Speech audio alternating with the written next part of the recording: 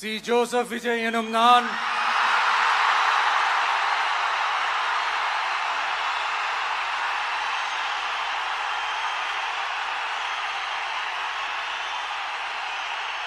சட்டப்படி அமைக்கப்பெற்ற